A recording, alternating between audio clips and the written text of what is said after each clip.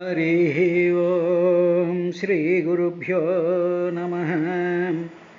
अन्धेन्दूदयमुल् महाबधिरशङ्कारावमुल् मूकसद्गन्धाख्यापनमुल् नपुंसकवधूकाङ्क्षल् कृतघ्नावळी बन्धुत्वम्बुलु भस्महव्यमुलु लुब्धद्रव्यमुल् क्रोडसद्गन्धम्बुलु హరిభక్తి వర్జితుల రిక్త వ్యర్థ సంసారముల్ కంజాక్షునకు గాని కాయంబు కాయమే పవన గుంభిత చర్మ భస్త్రిగాక వైకుంఠు పొగడని వక్త్రంబు వక్త్రమే ఢమ ఢమ ధ్వని తోడి ఢక్కగాక హరిపూజనములేని హస్తంబు హస్తమే తరుశాఖ నిర్మిత దర్విగాక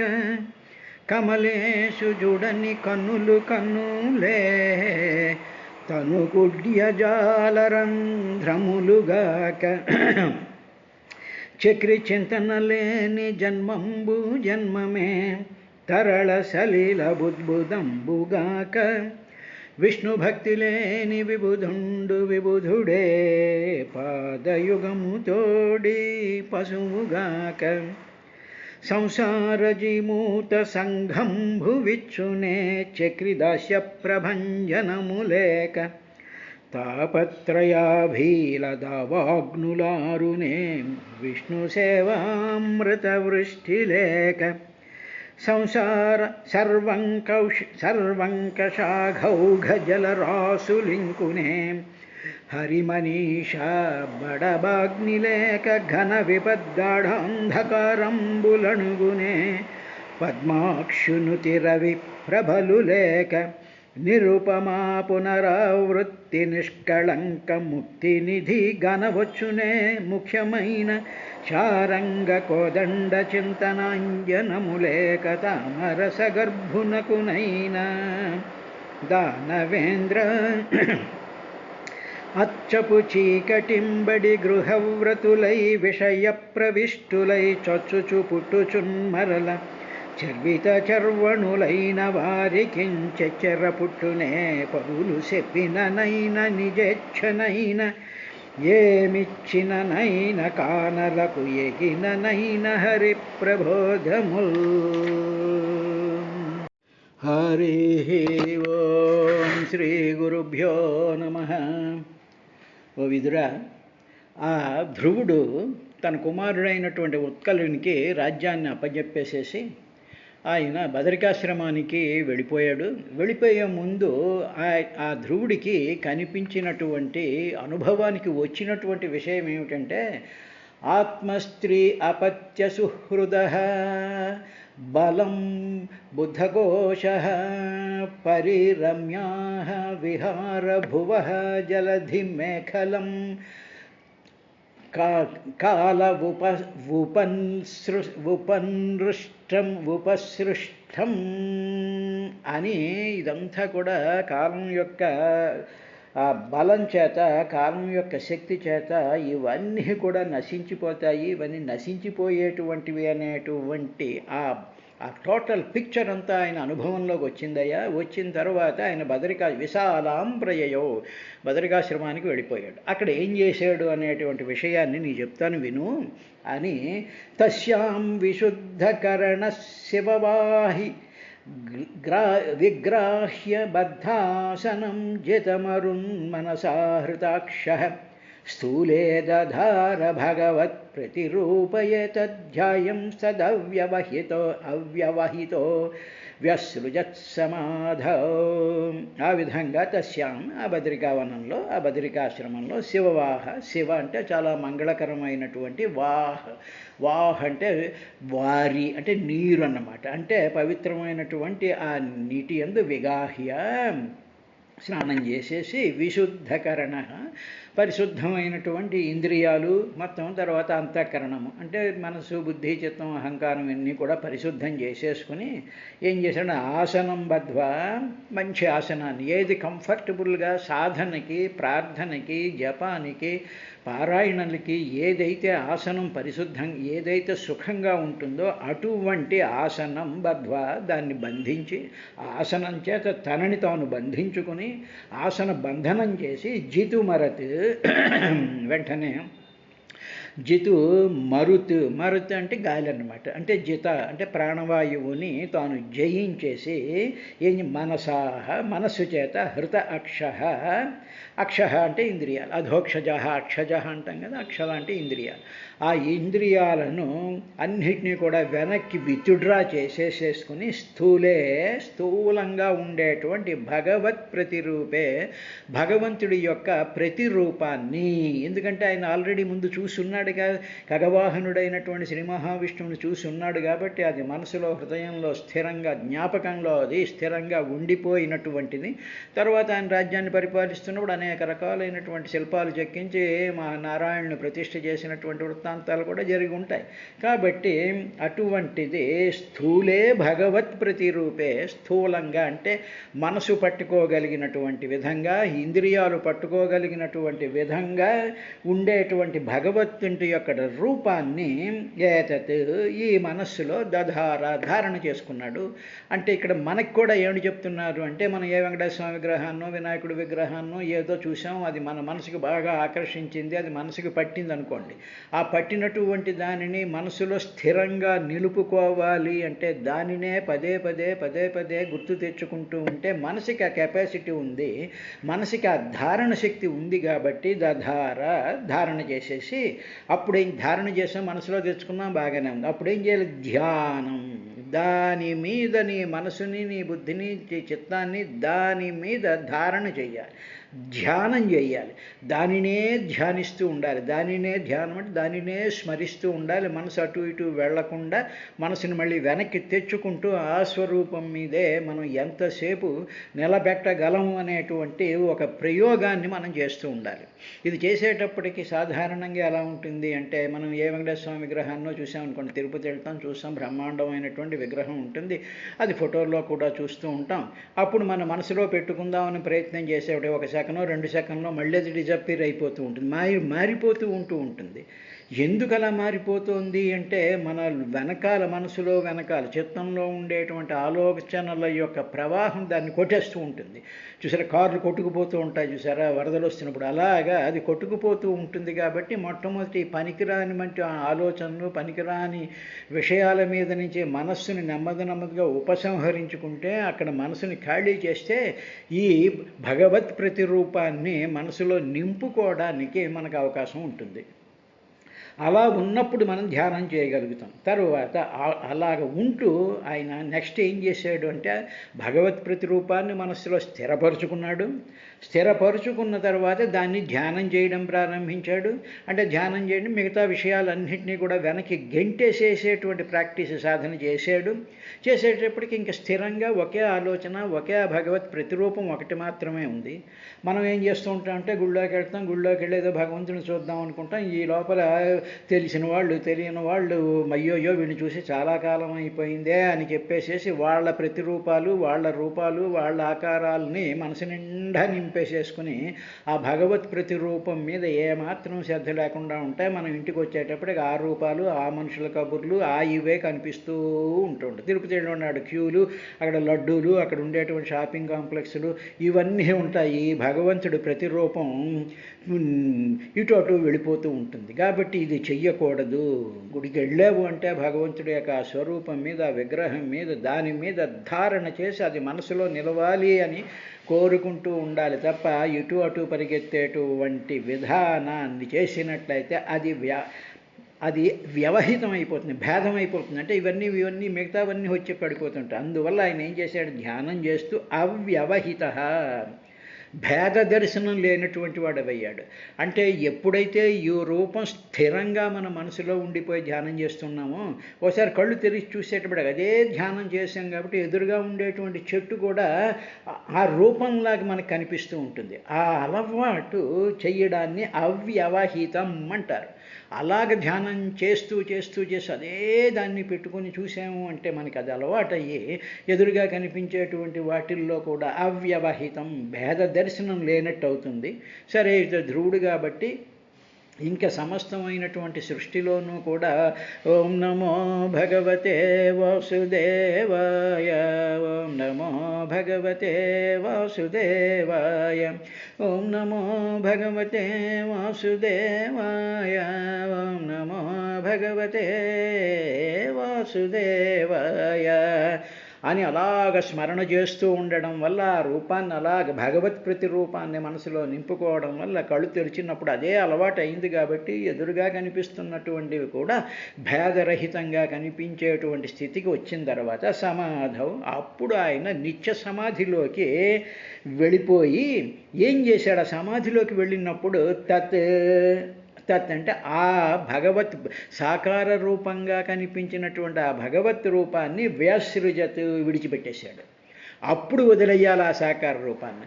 ఎందుకు? సమాధి స్థితిలోకి వెళ్ళిపోయినప్పుడు ఏమవుతుంది అంటే మన మనసులో నిలబడినటువంటి విగ్రహం పోయి మన మనసే మొత్తం విశ్వవ్యాప్తం అయిపోతుంది. మొత్తమే మన మనసు అంతా కూడా ఆత్మస్వరూపంలోకి వెళ్ళిపోతుంది. ఎప్పుడైతే ఆత్మస్వరూపంలోకి వెళ్ళిపోయిందో మన మనసు, మన హృదయము, మన కాన్షియస్నెస్ అంతా కూడా మొత్తం విశ్వం అంతా కూడా వ్యాపించిపోతూ ఉంటుంది. అలాంటి స్థితిని సమాధి స్థితి అంటారు. దాన్ని నిర్వికల్ప సమాధి స్థితి అంటారు. ఇంకా అక్కడ ఏ కల్పనలు ఉండవు. అటువంటి స్థితిలోకి ఈయన వెళ్ళిపోయాడయ్యా. వెళ్ళిపోయిన తర్వాత ఏమైంది అంటే భక్తిం హరౌ భగవతి ప్రవహన్న అజస్రమానంద బాష్పకలయా ముహురధ్యమాన విక్లిజ్యమాన హృదయ పులకాచితాంగో ఆత్మానమస్మరద సావితి ముక్తలింగ. అప్పుడు హరౌ భగవతి, భగవంతుడైనటువంటి శ్రీహరియందు అజస్రం, నిరంతరంగా అన్నమాట, ఇంకా అడ్డు ఆపు లేకుండా ఇంకా శ్రీహరే శ్రీహరే శ్రీహరే అనేటువంటి భక్తి, ఆ భావనను, ఇక్కడ భక్తి అనేటువంటిది ఒక భావన, ఆ భావన ప్రవహన్, అదంతా కూడా దృఢంగా నిలిచిపోయింది తన మనసులో. ప్రతి జీవకణంలోనూ, ప్రతి ఆలోచనలోనూ, ప్రతి దాంట్లోనూ కూడా హరౌ భగవతి అజస్రం, అదంతా నిరంతరం నిలిచిపోయింది.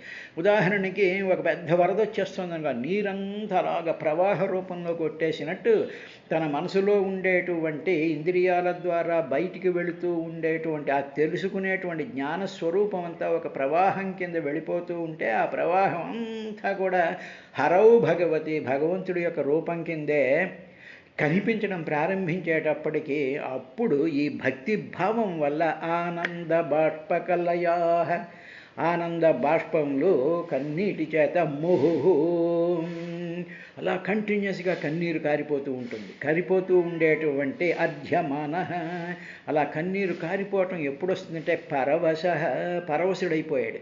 ఆ పరవశత్వంలో ఇంకా పరమాత్మే తనలోకి లీనమైపోయేటప్పటికి, పరమాత్మనే కౌగిలించేసుకుని పరమాత్మ స్వరూపమే తానైపోయేటప్పటికీ మన శరీరంలో ఉండేటువంటి ఆ పదార్థం అంతా కూడా కరిగిపోయి, పూర్వ వాసనలన్నీ కరిగిపోయి కన్నీటి రూపంలో బయటకు వచ్చేసి ఒకానొక ఆనంద పరవశత్వం కలిగిపోయినటువంటి వాడై విక్లిజ్యమాన హృదయ, అప్పుడు ఏమైంది అంటే దృఢంగా ఒక సాలిడ్గా ఉండేటువంటి హృదయం, విక్లిజ్యమాన హృదయ, ఆ హృదయం అంతా కూడా ద్రవ రూపంలోకి వచ్చేసిందిట. ఆ ద్రవ రూపంలోకి ఎప్పుడైతే వచ్చిన, హృదయం అంటే గట్టిగా ఉంటుంది, అదే మనసు గట్టిగా ఉంటుంది, ఎముకలు గట్టిగా ఉంటాయి, ఇవన్నీ కూడా ఏమైపోయింటే విక్లజ్యమాన హృదయ, కరిగిపోవడం అంటారు. అందుకనే చూడండి, మనకి ఇష్టమైనటువంటి వాళ్ళు చాలా కాలం తర్వాత వచ్చేటప్పటికి మా హృదయం కరిగిపోయిందండి, మీరు చాలా కాలం తర్వాత వచ్చారు, మిమ్మల్ని చూసేటప్పటికి ఏమిటో నా ఇదైపోయింది అని ఈ వెర్రి మాటలు మాట్లాడుతూ ఉంటాను చూసారా, సామాన్యమైనటువంటి దరిద్రులైనటువంటి మానవుల్ని చూసి. అలా కాకుండా భగవంతుని చూసినటువంటి ఆ దాంట్లో తన శరీరం అంతా కూడా, హృదయం అంతా కూడా కరిగిపోయి, ఆ కరిగిపోయినప్పుడు ఏం జరిగింది, పులక అంచిత అంగ, మొత్తం తన శరీరం అంతా కూడా పులకరింతలు పెరిగిపోయి, ఆ పులకరించల చేత ప్రతి అంగము కూడా, అంటే ఒంటి మీద ఉండేటువంటి రోమాల దగ్గర నుంచి, చర్మం దగ్గర నుంచి, లోపల ఉండేటువంటి సమస్త జీవకణాలన్నీ కూడా పులక అచితాంగ, రోమాంచం అంతా వచ్చేసేసి అవయవాలన్నీ వచ్చేటప్పటికి ఏం జరిగిందంటే లింగదేహం అంటే ఏమిటి, నేను శరీరము అనుకునేటువంటి భావాన్ని విడిచేశాడు.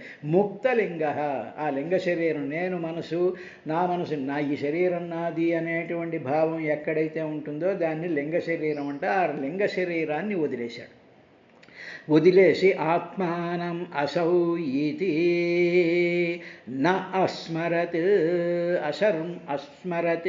నేను దేహము అనేటువంటి విషయాన్ని పూర్తిగా మర్చిపోయాడు. ఈ పులకరింతలే పూర్తిగా నిండిపోయాయి.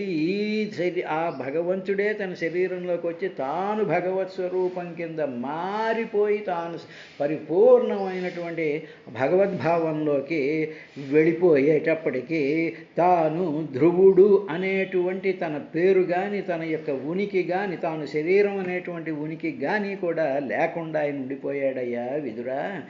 ఇది భగవంతుణ్ణి ఆ నామస్మరణ చేయడం వల్ల, దాంట్లో మనం అలాగ సాధన చేయగా ఈ విధమైనటువంటి స్థితి వస్తుంది అని చెప్పి, దానికి ప్రథమమైనటువంటిది ఏమిటి అంటే, ఫస్ట్ స్టెప్ ఏమిటంటే, ఈ నామస్మరణ నిరంతరం చేస్తూ భగవత్ ప్రతిరూపాన్ని మనసులో పెట్టుకుంటూ దానినే ధ్యానం చేసుకుంటూ ఉంటే ఈ విధమైనటువంటి స్థితి కలుగుతుంది అని మైత్రేయ మహర్షి విదురుడికి చెప్పిన తరువాత, సదర్శ విమానాగ్ర్యం నభసో అవతరతి ధ్రువ విభ్రాజయన్ దశ దిశో రకాపతిమిబోధితం.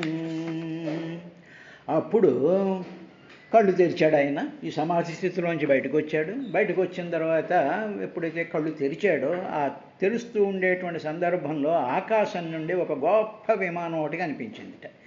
అది ఎలా ఉంది అంటే, అప్పుడే ఉదయించినటువంటి పూర్ణచంద్రుడి వలె ఉందిట. ఒక పూర్ణచంద్రుడు సడన్గా ఇలాగ మనకు తూర్పు దిక్కు నుంచి ఇలా వచ్చేస్తున్నాడు అనుకోండి, మీదకి వచ్చేస్తూ ఉంటే ఎంత ఇదిగా ఉంటుందో, అలాగా పూర్ణచంద్రుడిలాగా ఒక విమానం ఒకటి దిగిందిట. ఆ విమానం యొక్క ఆ కాంతులన్నీ కూడా అన్ని దిక్కుల్లోనూ కూడా వికసించడం ప్రారంభించాడు. మొత్తం ఆ దిక్కులన్నీ కూడా ఆ పూర్ణచంద్రుడి యొక్క వెలుగులు, వెన్నెలలో ఏ విధంగా అయితే మొత్తం ఆకాశం అంతా కూడా వెలిగిపోతుందో అలా వెలిగిపోయేటువంటి ఒక విమానం ఒకటి దిగడం చూశాట. సహా, ఆ ధ్రువుడు, నభసహ, ఆకాశం నుండి అవతరం అంటే దిగడం అనమాట, కిందకి దిగడం. అవతరత్ ఉదితం, ఎలా ఉంది అంటే ఉదితం, ఉదయిస్తూ ఉండేటువంటి రాకాపతిం ఇవ, పూర్ణచంద్రుడిలాగా దశ దిశ విభ్రాజయతి, 10 దిక్కులని కూడా ప్రకాశింపజేసేస్తోందట. ప్రతి దిక్కు కూడా ఆ మహత్తరమైనటువంటి వెలుగులతో ఆ 10 దిక్కులు వెలిగిపోతూ ఉండేటువంటి విమానాగ్రియం, విమానాల్లో అతి శ్రేష్టమైనటువంటి విమానాన్ని దదర్శ, చూశాడయ్యా విదురా ఆ ధ్రువుడు. చూసేటప్పటికీ ఏం జరిగింది అంటే, తత్రాను దేవప్రవరౌ చతుర్భుజౌ శ్యామౌ కిశోరావరణాంబుజక్షణౌ సితావష్టభ్యగదాం సువాససం కిరీటహారాంగద చరుకుండలో. తర్వాత తత్ర, ఆ విమానంలో, చతుర్భుజౌ, 4 చేతులు కలిగినటువంటి, శ్యామౌ, నల్లనైనటువంటి వర్ణం కలిగినటువంటి, కిశోరవు అంటే చాలా యంగ్గా ఉండేటువంటి, అంటే మంచి నూతన వయస్సుతో మిసమిసలాడిపోతూ ఉండేటువంటి, నల్లగా ఉండేటువంటి వాళ్ళు, అరుణ అంబుజ ఈక్షణం, ఎర్ర కలువలు తో ఉండేటువంటి ఆ ఎరుపుతనంతో ఉండేటువంటి కన్నులు ఉన్నాయి వాళ్ళకి. వాళ్ళు చతుర్భుజులైనటువంటి వాళ్ళు ఆ విమానంలో నుంచి ఈ చూసేటప్పటికి ఆ విమానంలో వీళ్ళు కనిపించారు. గదను చేతిలో గదను పట్టుకున్నారు.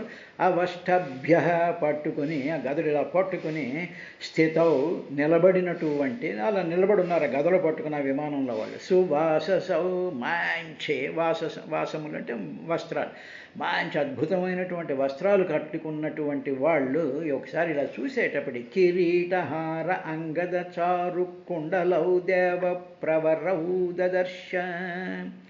మంచి దగదగ మెరిసిపోతూ ఉండేటువంటి కిరీటము, కుండలాలు, అంగదాలు, ఆభరణాలతో నల్లనైనటువంటి శరీరంతో గద పట్టుకుని ఉన్నటువంటి ఇద్దరిని, ఆ దూతలిద్దరిని, ఆ వర్ణంతో ఉండేటువంటి వాళ్ళు ఆ విమానంలో ఈయన చూశారట.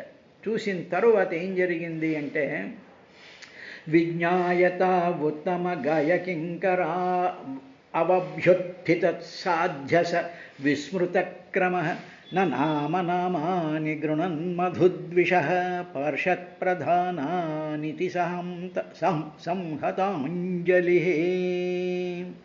తావు అలా ఆ విమానంలో కనిపించినటువంటి తావు వాళ్ళిద్దరినీ ఉత్తమ గాయకింకరో, చాలా పవిత్రమైనటువంటి చాలా మంగళకరమైనటువంటి కీర్తితో వెలిగొందేటువంటి శ్రీహరి యొక్క కింకరవు, ఆయన యొక్క భటుల కింద, ఆయన యొక్క అనుచరుల కింద విజ్ఞాయ తెలుసుకున్నాడు. ఓహో, వీళ్ళ ఆకారాలు, వీళ్ళ యొక్క ఈ ఆభరణాలు, వీళ్ళ యొక్క అటైర్, వీళ్ళ యొక్క ఆ దేహాలు చూసేటప్పటికి డెఫినెట్గా వీళ్ళు శ్రీహరి యొక్క కింకర్లై ఉంటారు, ఆ లోకం నుంచి వచ్చినటువంటి వాళ్ళు ఉంటారు అని విజ్ఞాయ తెలుసుకొని అభిఉత్థిత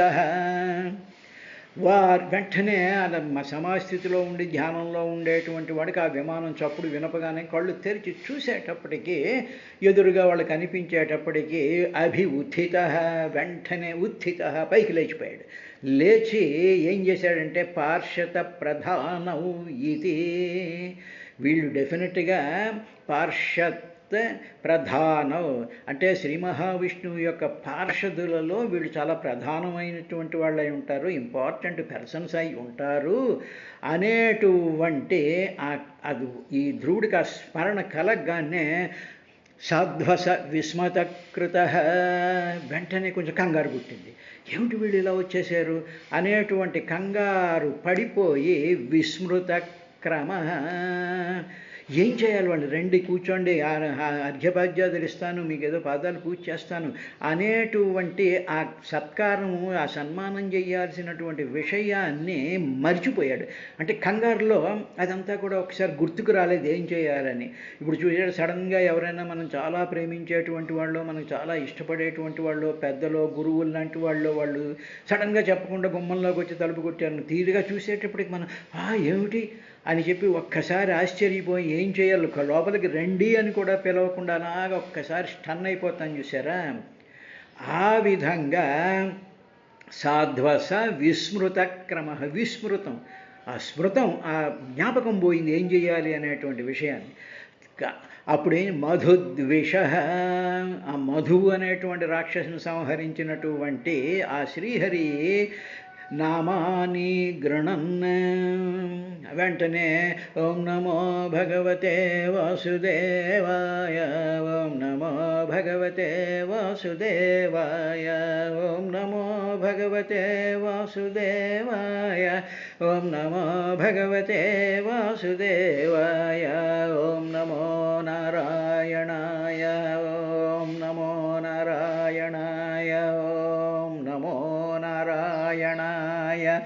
నామాని గృణన్, నామాని ఆ నామాలను గృణన్ గట్టిగా ఉచ్చరిస్తూ సంహత అంజలి ననామ, ఇంకేం చెయ్యాలో, రండి కూర్చోండి, కాళ్ళకి నీళ్ళు ఇస్తాను, ఎప్పుడు వచ్చారు, అలసట లేకుండా వచ్చారా, మీ ట్రైన్ బాగుందా, మీ ఆరోగ్యం ఎలా ఉంది, ఇవన్నీ కూడా మర్చిపోయి నామాని గృణన్, ఆ నామాలన్నీ పలుకుతూ సంహత అంజలి, రెండు చేతులతోనూ కూడా నమస్కారం, నా నామ నమస్కరించాడయ్యా విదురా అని చెప్పి ధ్రువుడికి బదరికాశ్రమంలో బ్రహ్మాండమైనటువంటి పూర్ణచంద్రుడు లాంటి విమానంలో ఎక్కి వచ్చినటువంటి ఇద్దరు విష్ణు పార్షదులను చూసి అప్పుడు ఆయన నామస్మరణ మొదలుపెట్టాడు. కాబట్టి మనము కూడా ఒక భయంకరమైనటువంటి సిచ్యువేషన్లో కానివ్వండి, సంతోషకరమైనటువంటి సిచ్యువేషన్లో కానివ్వండి, అనారోగ్యకరమైనటువంటి సిచ్యువేషన్లో కానివ్వండి, ఎప్పుడైనా సరే ఇటువంటి విస్మృతి కలిగినప్పుడు వెంటనే ఏం చెయ్యాలి అనేటువంటిది భాగవతంలో నామాని గృణన్, ఆ శ్రీహరి మధు ద్వేష నామాని గృణన్, మధువైరైనటువంటి శ్రీహరి యొక్క నామస్మరణ చెయ్యాలి. అది భజన అంటే తప్ప మరొకటి ఏది భజన కాదు. అది నిరంతరం కూడా చేస్తూ ఉండాలి. అన్న తర్వాత ఏం జరిగింది అంటే, అప్పుడు తం కృష్ణపాదాభినివిష్టచేతసం బద్ధాంజలిం ప్రశ్రయనం రకంధరం సునందనందావుపస్పృత్య సస్మితం ప్రచ్యూచుతు పుష్కరనాభసమ్మతౌ. అప్పుడు ఎప్పుడైతే ఆ నామస్మరణ చేశాడో వెంటనే తన మనసంతా కూడా శ్రీకృష్ణుడి పాదపద్మాల మీద దృఢంగా నిలిచిపోయింది. నిలిచిపోయిన తర్వాత రెండు చేతులు జోడించి వినయంతో తల వంచి నిలబడ్డాడు. తల వంచి నిలబడ్డాడు. మాట లేదు, మంతి లేదు, నామస్మరణ మాత్రమే ఉంది. అలాగ ఉండేటప్పటికీ వాళ్ళు ఇద్దరు వచ్చినటువంటి వాళ్ళు ఎవరో తెలిసినా విదురా, వాళ్ళిద్దరూ సునందనందులు అనేటువంటి పద్మనాభుడి యొక్క అనుచరుల్లో చాలా గొప్పవాళ్ళు వాళ్ళిద్దరూ. వాళ్ళ పేర్లవి. వాళ్ళని చూసి వాళ్ళు అప్పుడు చిరునవ్వుతో ధ్రువుడితో ఈ విధంగా పలికారయ్యా అన్నారు. ఏం మాట్లాడారు అనేటువంటి విషయాన్ని రేపటి కార్యక్రమంలో చూద్దాం.